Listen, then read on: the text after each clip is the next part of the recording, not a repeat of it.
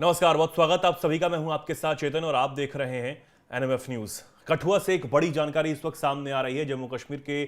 जम्मू के कठुआ से, जहां आतंकियों और सुरक्षा बलों के बीच जो मुठभेड़ बीते दिन से जारी थी, वो कल भी जारी रही और 3 आतंकियों को ठिकाने लगा दिया गया है, यानी ढेर किया गया है। यही नहीं, 3 जवान भी सुरक्षा बल के हमारे शहीद हुए हैं। देश के लिए उन्होंने सर्वोच्च बलिदान दिया है। ये इस वक्त की एक बहुत बड़ी खबर इस वक्त सामने आ रही है। आपको बता दें कि किस तरीके से पिछले 23 मार्च से ये ऑपरेशन कहीं ना कहीं चल रहा था। खुद डीजीपी नलिन प्रभात जो हैं, जम्मू कश्मीर के डीजीपी, वो भी सर्च ऑपरेशन में पिछले दिनों शामिल हुए थे। वो हमने खबर आपको बताई थी। और अब 3 जवान इस एनकाउंटर में शहीद हुए हैं और 3 आतंकियों को उन्होंने उससे पहले ठोक दिया है, उन्हें ढेर किया है। स्पेशल ऑपरेशन ग्रुप के ये जवान जो हैं वो शहीद हुए हैं और कई जो जवान हैं वो घायल हैं, जिनका इलाज जारी है।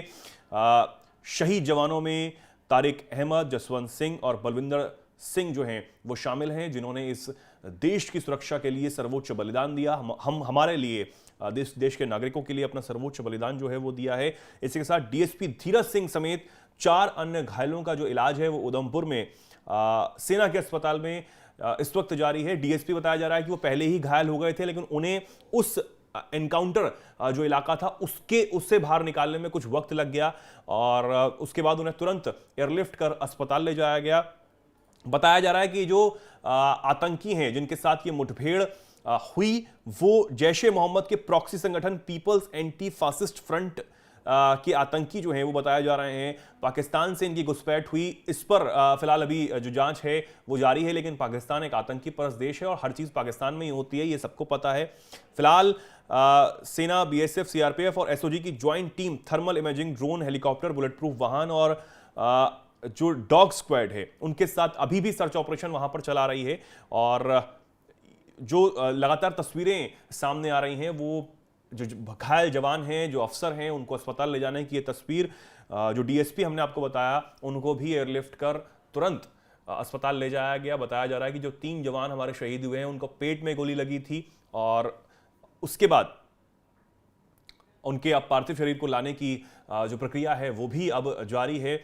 3 आतंकियों को अब तक ठोका गया है, लेकिन अभी भी ऑपरेशन खत्म नहीं हुआ है। और जिस तरीके से आपको पता है कि कठुआ के हीरानगर सेक्टर में सुरक्षा बलों ने आतंकियों के ग्रुप को घेर लिया था। ये 23 मार्च की हम आपको बात बता रहे हैं। उस दिन आतंकियों ने एक बच्ची और उसके माता पिता को अगवा कर लिया था, बंधक बना लिया था, पकड़ लिया था और मौके पर 3 आतंकियों के चंगुल से, हालांकि वो किसी तरह भाग निकले थे। उसके बाद उन्होंने ये जानकारी वहां पर सेना को दी कि कुछ जो आतंकी हैं वो यहां पर इस इलाके में हैं। उन्होंने दाढ़ी रखी हुई है, कमांडो की ड्रेस पहनी हुई है और वो किसी तरह उस जो आतंकी हैं उनके चंगुल से भाग निकले हैं। महिला के मुताबिक 5 ही आतंकी इस इलाके में देखे गए थे। उसके बाद खुद जो डीजीपी हैं नलिन प्रभात, वो AK-47 के साथ देखे गए थे। सर्च ऑपरेशन में वो शामिल हुए थे। सुबह से देर रात तक वो आतंकियों की खोज करते रहे।